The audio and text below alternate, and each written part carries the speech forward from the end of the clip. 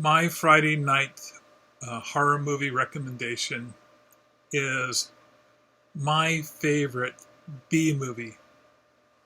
When I was growing up, this was the one that just really struck a chord with me. The Killer Shrews. The premise is pretty simple. You're stuck on an island, and the shrews have grown to a gigantic size, and as everybody knows, shrews eat 3 times their body weight a day. Oh, wonderfully preposterous. This movie came out in 1959. The guy who made this film was he was the unofficial producer of this film.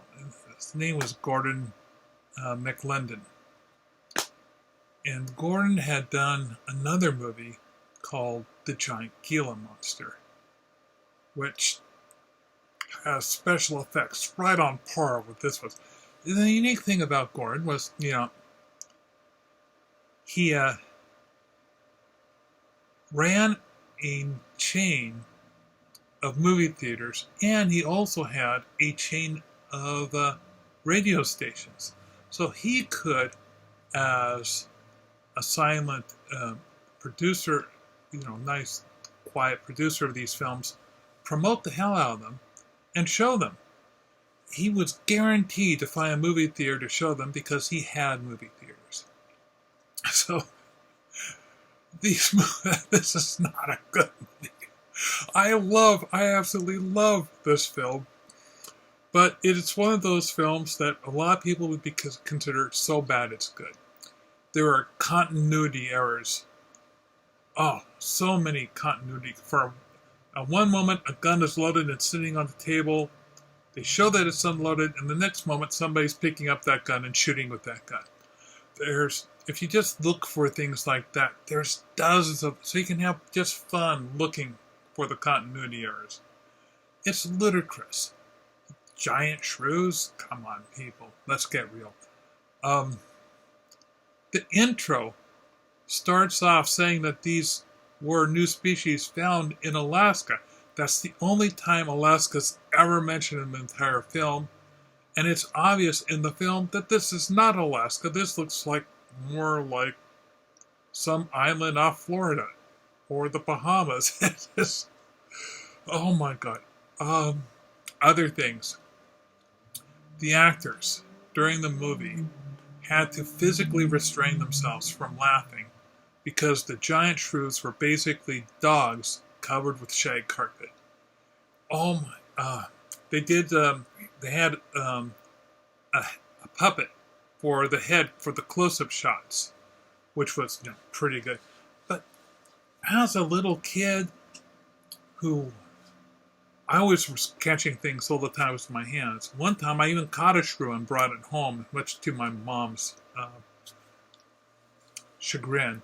But I was captivated with this idea, and I loved the B-movie quality of it. And it's one of those films, when I was growing up, I checked the Reader's Digest, and if the Killer Shrews was going to come on, I was going to watch it. I watched it well over a dozen times. And I don't own a lot of DVDs. You would think I would, but I actually don't. I do have a collection of B-movie DVDs, and someone got me because they knew it was one of my favorite, The Killer Shrews. So, it's only 69, 79 minutes long. It's not really that long. What else can I say about The Killer Shrews?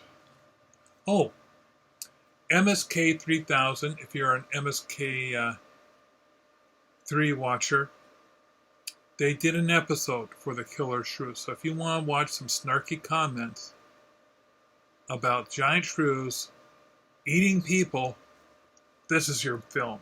So, again, I recommend for tonight, Friday night, watching The Killer Shrews.